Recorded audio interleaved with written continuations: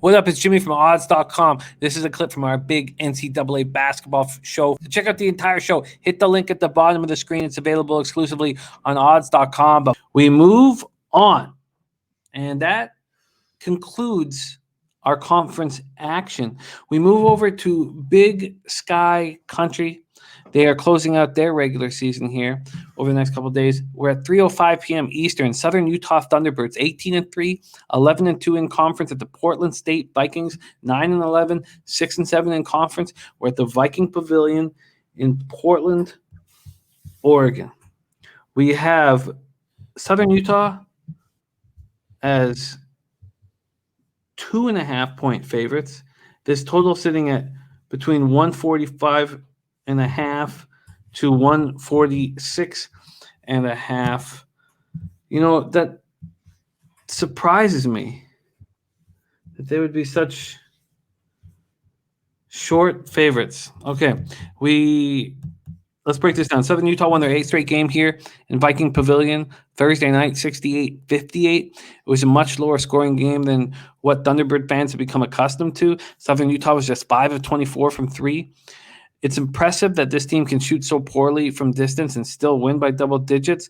Third leading scorer, senior John Knight Jr., scored a career-high 26 points. He had 7 boards and 4 assists. He's averaging 13 points, 4.3 boards, 4.3 assists on the season.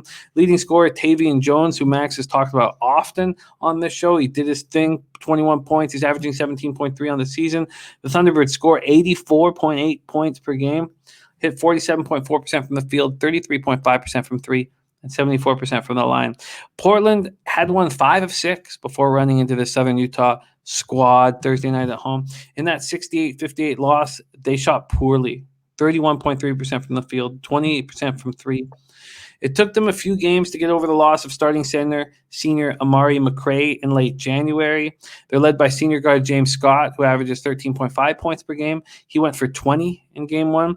The rest of the starters were awful. 7 of 27 for the field and just 18 points from the other 4 members of the starting lineup. Portland State scores 69.6 points per game. They hit just 40.3% from the field, 30.1% from 3, and 67.7% from the stripe. Southern Utah Thunderbirds at Portland State Vikings. Max, we're in the Big Sky. Take it away. Yeah, listen, Jim, these guys obviously played the other night. Southern Utah went 5 for 24 from 3 and still was able to win the game by 10 points. So I'm definitely liking Southern Utah in this spot once again.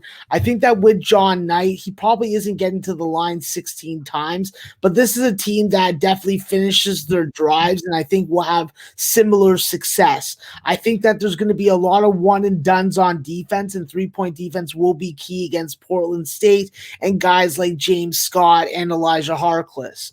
I think that ball security and lots of offense off screens is something that Southern Utah does very well, and I think that they will continue to do well.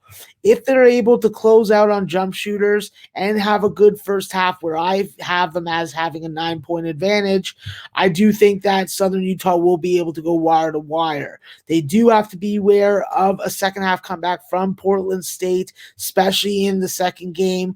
But if Southern Utah can convert at the free throw line and utilize some more of their bench and depth with Madunovic and Annan Moody, I do think that they're going to be able to figure it out. This is a group that is very good early, and I think that with them, it's definitely something that we have to look at the first half and we have to look at a full game with. So I'm going to take Southern Utah first half, and I'm going to take Southern Utah full game. I'm going to roll with the punches. Why do you think this line would be just 2.5, Max? I think that the odds makers are expecting a zigzag. There's been a ton of zigzag in the Big Sky. We just saw some zigzag with Eastern Washington today. I just think that it's a bad matchup for Portland State. This is a Southern Utah team, while they have rediscovered their three-point shot that they didn't have last year based on their personnel. I still think that their dribble drive, the size, and the ability for them to create and get second chance opportunities is just going to be too much for Portland State. Listen, I'm not doubting the quality that Portland State can produce on a game-to-game basis, but when they match up against this personnel And then based on my number, just doesn't make sense to even look at Portland State as a side in this spot.